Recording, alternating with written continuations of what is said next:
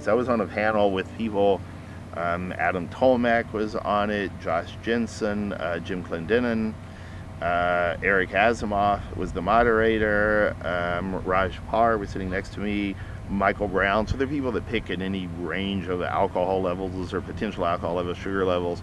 And I took a wine that was in the 13s and switched the label with a wine, it was in the 15s, and presented the wines. And Raj, sitting next to me, asked me, Raj has been very vocal in some ways about certain alcohol levels being too far for him or tasted for him to order things. He whispered over to me, you know, I'd like to buy this wine that's in the 13s. And I'm like, Raj, no, you really wouldn't want to. Oh, yes, I do. And so then I explained to him, it's really in the, we switched the labels and all that.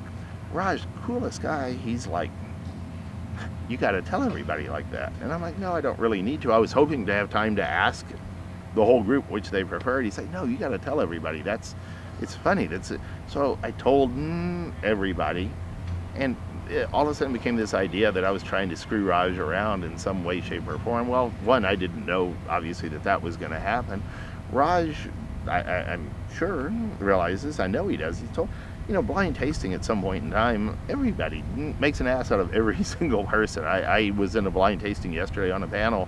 I got 2 out of the 5 wines. I guess they were right. I didn't get my own wine right. I mean, it's so he was, but he's always been like one of the coolest guys about this kind of thing. In this is how it happened. We both know how it happened. I wasn't trying to do anything, but it was, to me, the perception of, I think sometimes with wine in general, your perception based on a label can color your thoughts on the wine.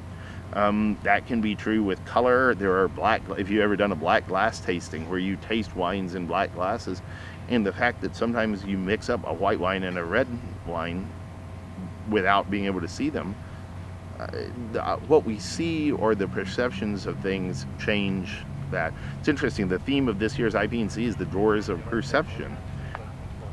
If you see the door ahead of time, that changes your perception of things. It's a neat thing. I mean, it's a Blake poem, I do believe, and it's what the Doors themselves named their band after, was that particular poem, the Doors of Perception. I think if we have a preconceived notion of things, it will change our perception on things.